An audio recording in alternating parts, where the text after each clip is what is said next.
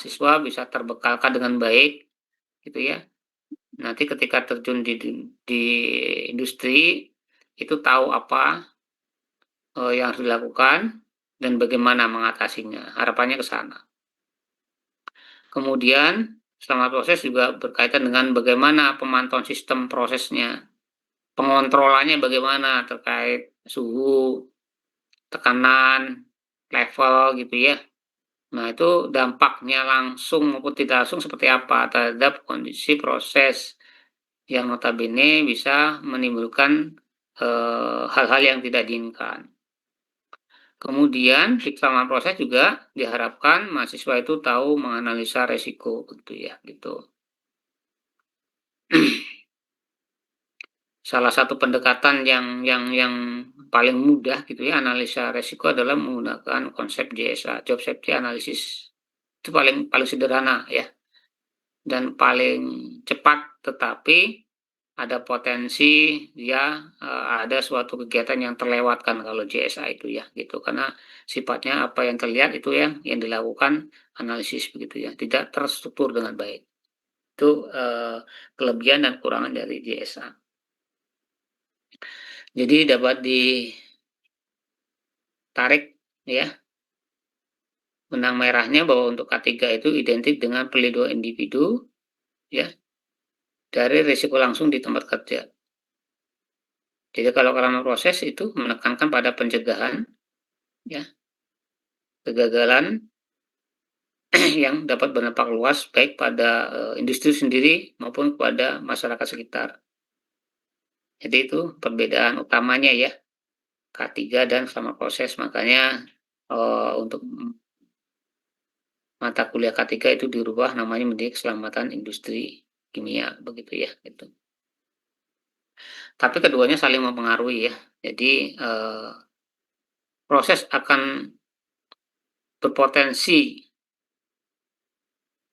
berjalan dengan semestinya kalau individunya itu juga, aman, nyaman begitu ya, dan terlindungi gitu.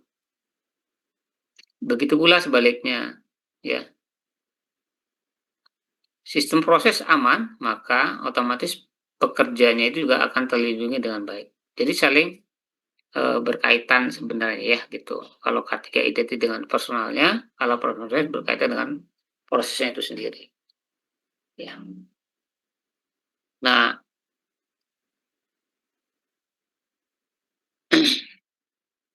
karena memang sangat, pentingnya terkait keselamatan proses, makanya kalau di S2 itu ada mata kuliah keselamatan proses khusus ya, itu menjadi, mata kuliah wajib gitu ya, yang awalnya merupakan mata kuliah pilihan begitu ya.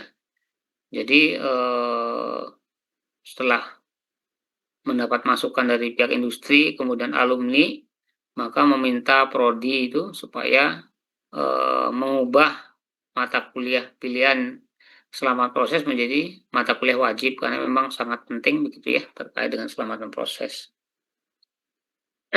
Nah, selama proses sendiri itu, dia terfokus pada pencegahan ya.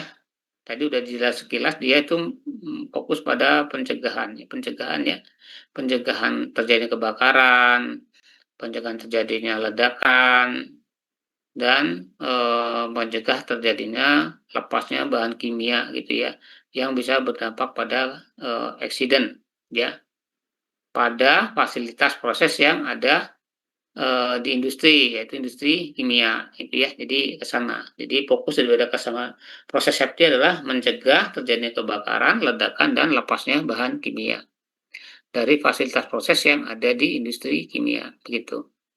Itu adalah keselamatan proses ya. Nah, bagaimana keselamatan proses itu bisa tercapai begitu ya.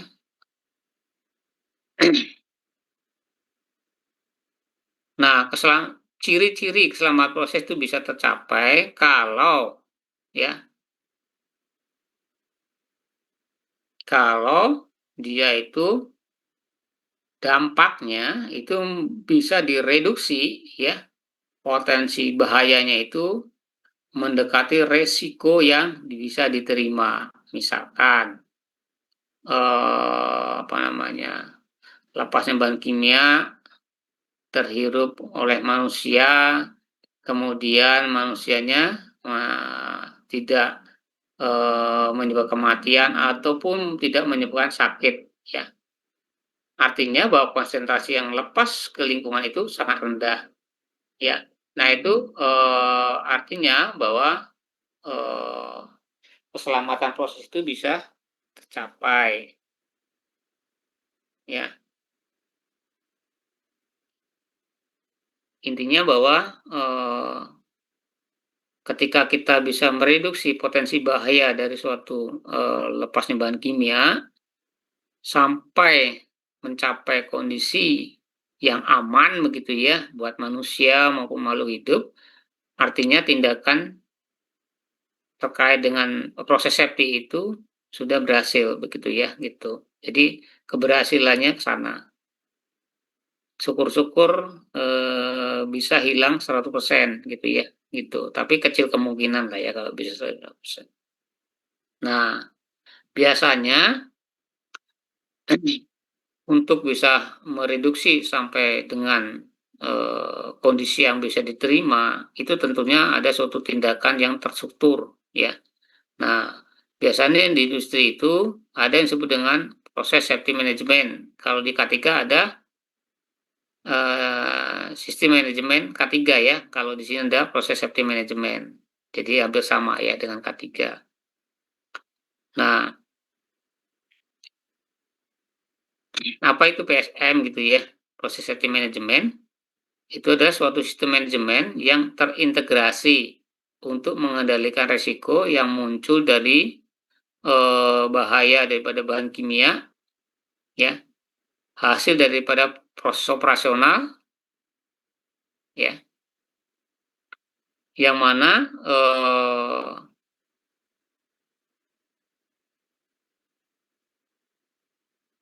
dalam penerapannya itu, menitik beratkan pada prinsip-prinsip desain yang baik, ya, rekayasa dan penerapan SOP yang tepat, begitu ya. Itu adalah untuk proses safety management, gitu ya. Jadi dia menitik beratkan bagaimana, eee, memastikan bahwa proses desain itu berjalan dengan baik, kemudian rekayasa atau modifikasi, kemudian memastikan juga bahwa SOP-SOP untuk operasional itu sudah tepat dan benar begitu ya, gitu. Sehingga, eee, safety proses safety itu akan tercapai. Itu apa tercapainya? Tadi, sampai dengan, potensi hazard itu bisa direduksi pada level yang bisa diterima, begitu ya, gitu. Nah, apa yang harus dilakukan begitu ya, supaya, PSM itu berjalan dengan baik? Pertama adalah yang jelas pembagian tugas ya, gitu. Karena kan, masalah yang ada di situ tuh kompleks begitu ya. Jadi harus dibagi tugas. Nah, biasanya dikomandoi oleh bagian safety ya, sebagai komandonya. Jadi, masing-masing unit yang ada di industri itu mempunyai tanggung jawab yang berbeda-beda. Misalkan untuk, unit produksi atau departemen produksi ya, kemudian departemen maintenance atau mekanik, departemen instrumentasi, departemen HRD ya. Nah itu, punya tugas masing-masing ya. Nah setelah dilakukan pembagian tugas dan ditetapkan tanggung jawabnya sesuai dengan departemennya masing-masing tadi gitu ya. Nah yang tidak kalah pentingnya setelah itu ya dilakukan pelatihan untuk meningkatkan kompetensi ya. Karena kalau tidak ya ada potensi pelaksanaan PSM itu akan gagal begitu ya gitu. Misalkan saja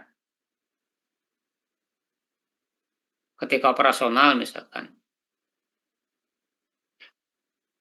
Orang tahunya kalau misalkan suhu dinaikkan itu laju laju reaksi akan meningkat, konversinya akan meningkat, ya. Tapi yang tidak pernah apa namanya, diperjelas begitu ya, bahwa konversi meningkat itu tidak secara langsung juga meningkatkan produk utamanya begitu, ya. Bisa jadi konversinya meningkat, bahan bakunya habis bereaksi jadi produk, tapi justru bergeser ke produk samping, itu yang tidak diinginkan dari segi proses kerugian ya. Jadi proses safety juga pada dasarnya meng-cover daripada proses kerugian secara ekonomi ya, gitu. Kemudian juga dampak dari peningkatan suhu, reaksi misalkan, bisa menyebabkan, perubahan fase ya, bisa menyebabkan runway reaksi. Yang memicu reaksi tidak terkendali, kemudian suhunya naik cepat sekali, diikuti dengan peningkatan tekanan, kemudian bejana daripada reaktor tidak bisa menahan peningkatan tekanan yang begitu ekstrim dan meledak. Itu yang tidak diinginkan. Ya. Nah, itu perlu diberikan dasar-dasar itu ke operator begitu ya, walaupun mungkin ya dalam penjelasannya nggak mungkin secara detail karena mereka juga nggak dapat ilmu itu gitu ya, tapi secara sederhana saja begitu, sehingga mudah dipahami karena ujung tombaknya itu ada di operator ya. Untuk engineer, supervisor itu kan sifatnya, mem-manage ya, manajemen daripada operator. Jadi kalau operatornya nggak paham ya percuma saja misalkan, engineer-nya pinter, supervisornya pinter misalkan, tapi operatornya nggak pernah diajari bagaimana konsep-konsep operasional yang benar ya, percuma saja begitu ya, gitu. Kan nggak mungkin juga engineer atau supervisor meng-handle sendiri, nggak mungkin ya, gitu. Nah seperti itu ya, gitu. Dan itu, harus dilakukan pelatihan secara, terjadwal ya, misalkan sebulan sekali atau 2 bulan sekali ya, gitu. Itu wajib itu, supaya apa, mengingatkan. Ya gitu, Anda saja misalkan nggak usah jauh-jauh ya, sudah belajar termo misalkan, minggu ini paham, ditanya sebulan lagi lupa begitu ya, sama dengan ini juga gitu. Begitu dikasih pelatihan, oh ya ya ya ya ya ya, sebulan lagi tanya, "Aduh apa ya dulu ya?" Nah seperti itu sama ya, gitu. Jadi perlu diingatkan ya, melalui pelatihan-pelatihan yang terjadwal, supaya kompetensinya meningkat. Kemudian kalau sudah dilakukan pelatihan, harapannya setiap unit paham akan tugasnya dan tahu apa yang harus dilakukan, ya itu. Kemudian tidak kalah penting adalah terjadi komunikasi yang baik, ya. Jangan sampai misalkan sesama orang produksi, bagian DCS misalkan ya, dan bagian lapangan misalkan tidak terjadi komunikasi, ya. Misalkan bagian lapangan tiba-tiba nutup valve gitu ya, atau mengecil apa, membuka valve tanpa komunikasi dengan orang operator DCS. Nah itu, bisa berdampak tidak baik terhadap kondisi proses itu sendiri gitu ya, gitu. Misalkan tiba-tiba ditutup steam-nya misalkan ya, itu di bagian reaktor misalkan ya, yang harusnya misalkan reaksinya, endoterm. Apa dampaknya? Dampaknya suhu akan turun. Kalau suhunya turun, laju reaksinya akan turun, konversinya akan turun, ya, gitu. Itu kalau endotermis begitu ya, gitu. Sementara orang DCS nggak tahu karena ditutup orang lapangan. Mereka taunya, bagus-bagus aja kok tadi begitu ya, gitu. Nah itu dampaknya bisa fatal sekali begitu ya. Dampaknya kemana-mana nantinya. Kalau produknya turun, nanti input ke separasinya turun, steam-nya reguler tetap, dampaknya bisa, peningkatan suhu di destilasi secara ekstrim misalkan ya, tergantung titik-titiknya juga sih sebenarnya gitu ya. Nah seperti itu, jadi harus hati-hati ya, menjadi komunikasi yang baik. Sama ketika Anda rancangan pabrik kan harus terjadi komunikasi yang baik antara satu grup ya, antara satu orang dengan orang lainnya gitu, jangan sampai dikerjakan sendiri yang temennya nggak tahu, ya, itu juga nggak baik. Jadi saling, komunikasi lah ya. Kemudian yang tidak kalah adalah dilakukan dokumentasi, ya gitu. Jadi di industri itu, semacam ada suatu, apa ya, pegangan gitu ya, atau ya pegangan lah ya. Jadi, mengikuti konsep ISO ya. Konsep ISO itu tertulis bahwa di situ, lakukan apa yang Anda tulis, dan tulis yang Anda lakukan. Artinya apa? Kita kerja itu sudah ada rencananya, lakukan apa yang Anda tulis. Artinya sebelum kerja itu kita malah udah tahu nih mau kerjakan apa, itu udah tahu gitu ya. Kemudian kalau sudah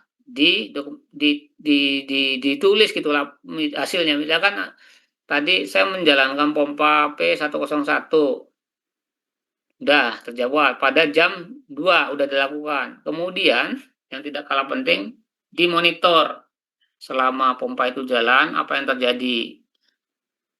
Misalkan sampai dia jalan, kemudian apa namanya, setelah itu dibuka discharge-nya, kondisi pompa baik-baik saja, ya sudah didokumentasikan bahwa pompa baik-baik saja.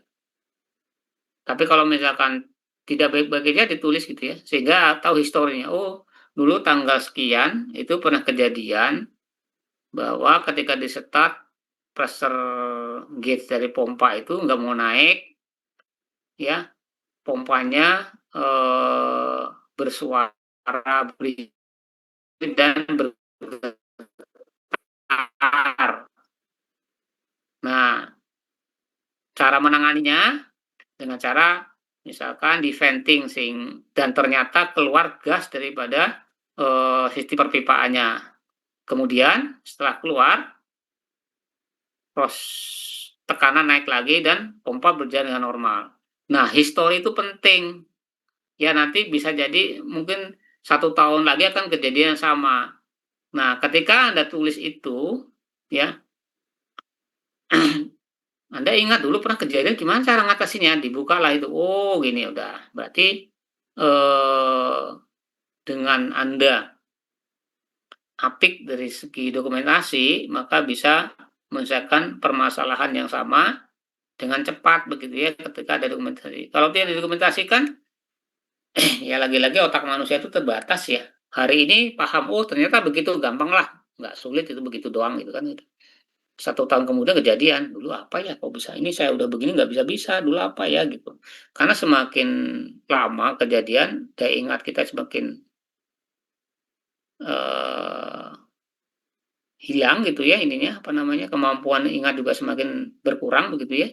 Nah, salah satunya kita bisa lihat dokumentasi yang pernah kita tulis begitu ya, gitu. Nah, seperti itu, makanya di ISO itu ada moto begitu, lakukan apa yang Anda tulis dan tulis yang Anda lakukan. Maksudnya adalah kerja itu terjadwal, kemudian didokumentasikan, begitu ya, seperti itu.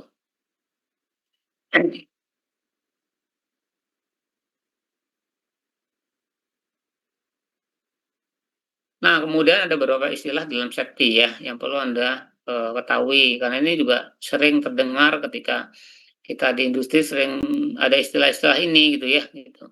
Insiden begitu ya, ada accident, ada insiden gitu ya, ada near miss, ada konsekuensi begitu ya. Nah, itu harus paham tuh apa sih bedanya begitu ya gitu, jangan sampai tidak paham gitu ya gitu. Karena ini nanti sering ketemu istilah-istilah ini di industri begitu ya. Ada insiden. Nah, insiden tuh pengertiannya luas ya. Nah, di sini secara umum dikatakan bahwa, insiden itu adalah suatu lepasnya material gitu ya, material ataupun energi ya, energi panas gitu ya, material bisa fase gas, fase cair, fase padat begitu ya. Nah, itu adalah insiden ya.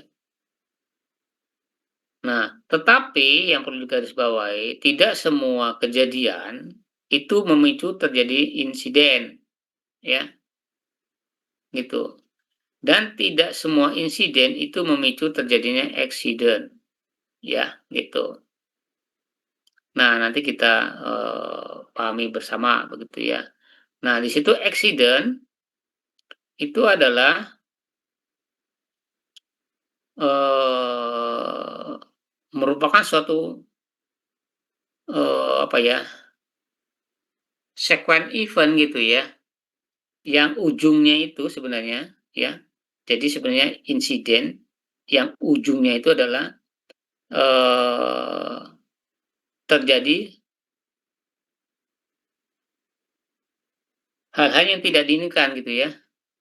Kemudian kematian, kemudian rusaknya properties atau loss secara ekonomi ya. Itu adalah accident. Nah, outcome daripada accident itu pasti tidak bisa diterima ya. Bisa cacat, bisa mati, bisa luka berat, bisa kerusakan properti, misalkan bangunannya hancur begitu ya, reaktornya hancur begitu ya, destilasinya hancur begitu ya. Kemudian kalaupun tidak hancur misalkan eh, bahan materialnya habis terbakar sehingga rugi miliaran, nah itu tidak bisa diterima ya, outcome-nya kalau accident itu tidak bisa diterima.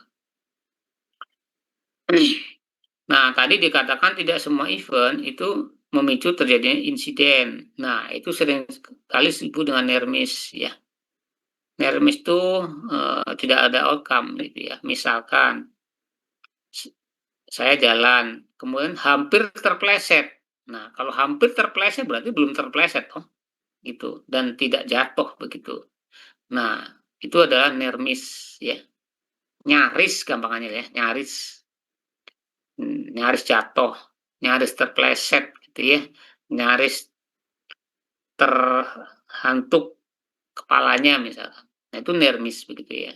Jadi outcome nggak ada gitu ya. Karena baru nyaris ya. Nah, itu pengertian daripada tidak semua event memicu terjadinya insiden. Kemudian juga tadi tidak semua insiden memicu terjadinya accident. Ya. Misalkan tadi lepasnya bahan kimia misalkan, tetapi lubangnya kecil ya. Dampaknya konsentrasinya rendah di area sekitar begitu ya. Kemudian ya tidak berpengaruh apa-apa ke manusia yang ada di situ gitu ya, karena memang konsentrasi rendah gitu ya. Jadi tidak memicu terjadinya accident walaupun insidennya terjadi ya gitu. Kemudian konsekuensi. Nah, ini yang sering kadang-kadang disalahartikan ya. Konsekuensi itu bukan resiko. Kadang-kadang kan kita pernah dengar, oh naik naik pesawat terbang itu risikonya tinggi. Kenapa? Karena kalau jatuh pasti mati begitu. Mati itu bukan risiko tapi konsekuensi ya, gitu. Jadi ukuran atau dampak yang dihasilkan daripada suatu insiden yang tidak umumnya tidak bisa diterima ya, gitu. Itu konsekuensi. Seperti tadi kapal pesawat jatuh, nyaris semuanya mati, atau bisa dikatakan ketika pesawat jatuh maka 100% meninggal misalkan begitu. Nah, itu adalah konsekuensi ya, gitu. Bukan resiko ya. Kadang-kadang kita pernah dengar begitu ya. Wah, kalau naik pesawat memang resikonya tinggi begitu ya. Karena kalau jatuh pasti mati begitu. Nah, itu bukan resiko ya, itu adalah konsekuensi ya, gitu.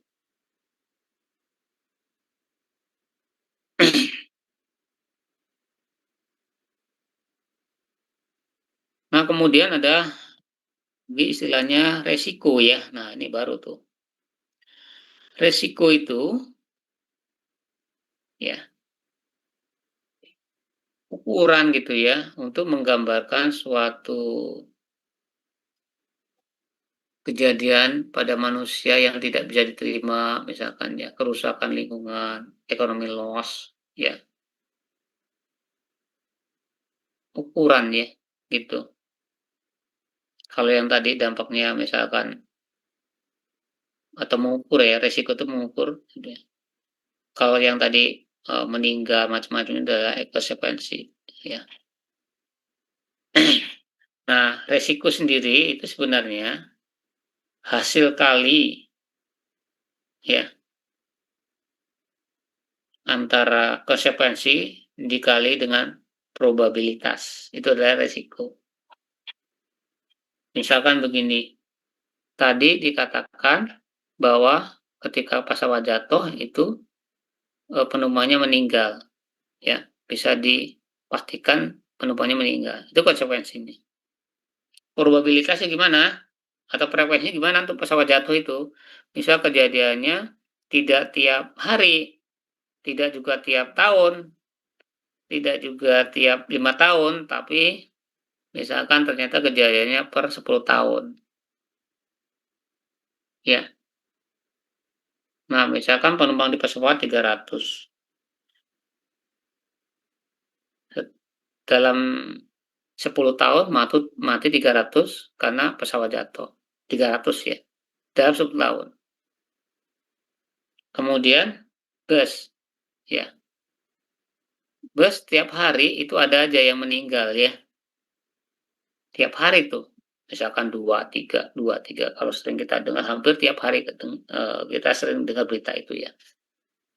Tadi 10 tahun 300, bus misalkan 2 tiap hari ya. Satu hari itu 365 hari. Kalau kali 2 berarti sekitar 700-an sekian dalam 1 tahun. Dikalikan 10, 7.000.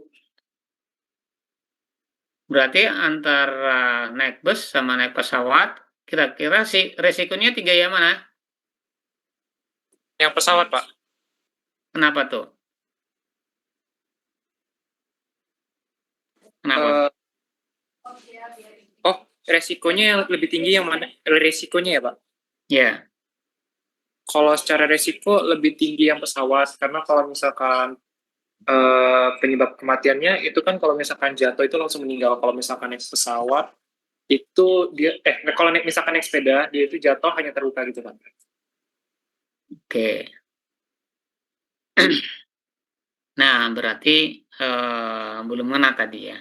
Jadi gini, resiko itu bukan konsekuensi, ya, bukan menyatakan konsekuensi. Jadi kalau misalkan tadi pesawat jatuh meninggal itu adalah bukan resiko, tapi konsekuensi ya, gitu.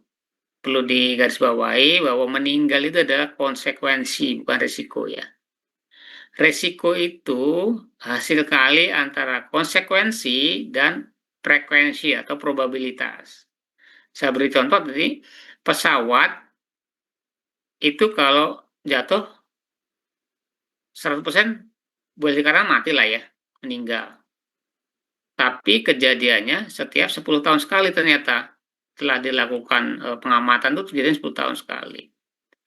Dalam pesawat itu biasanya berisi 300 orang. Nah, berarti setiap 10 tahun itu 300 orang meninggal karena pesawat. Ya, 300 orang tuh dalam 10 tahun. Tetapi kalau naik bis, hampir tiap hari kita dengar naik bus ya, ada tabrakan, ada serempet, macam-macam ya, terus 2 orang misalkan per hari, ya 2 orang.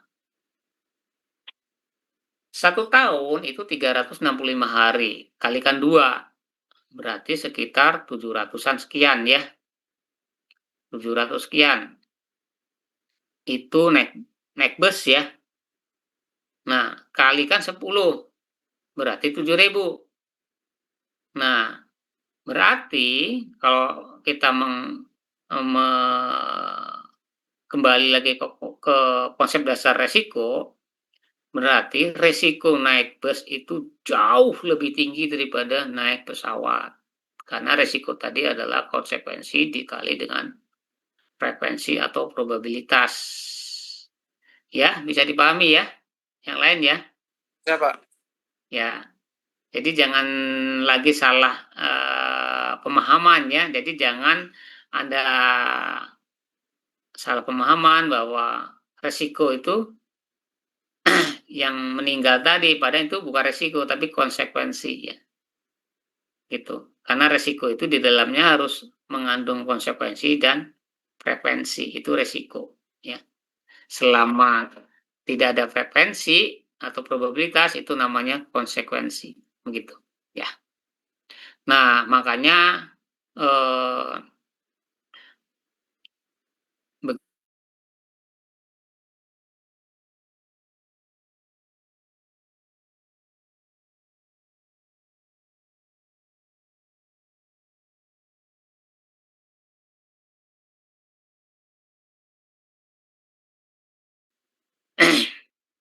tujuannya apa? Untuk mengestimasi ya, untuk memperkirakan insiden ini ujungnya bisa